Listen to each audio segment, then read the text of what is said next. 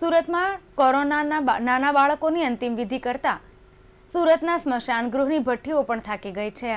સ્મશાનમાં 24 કલાક અંતિમ સંસ્કાર થતા હોવાના કારણે ઉમરા સ્મશાન ગૃહની 2 ભઠ્ઠીઓને નુકસાન થયું છે। 4માંથી 2 ભઠ્ઠી બંધ થઈ જતા અહીં વેઇટિંગ લિસ્ટ લંબાઈ ગયું। તેના કારણે અન્ય સ્મશાન ગૃહમાં કોરોના મૃતકોની અંતિમ વિધિ માટે મૃતદેહો ખસેડવામાં આવ્યા।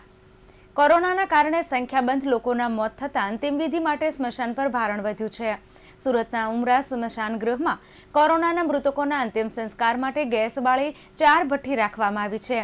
જોકે મૃતકોની સંખ્યા વધુ હોય સતત અગ્નિ સંસ્કાર થઈ રહ્યા છે અને સતત અગ્નિ સંસ્કારના કારણે થતી ગરમીથી ઉમરા રામનાથ ઘેલા સ્મશાન ગૃહમાં 4માંથી ગેસની 2 ભઠ્ઠીઓને નુકસાન થયું છે, જેના કારણે ઉમરા સ્મશાન ગૃહમાં 2 જ ભઠ્ઠીઓએ અંતિમ સંસ્કાર થઈ રહ્યા છે।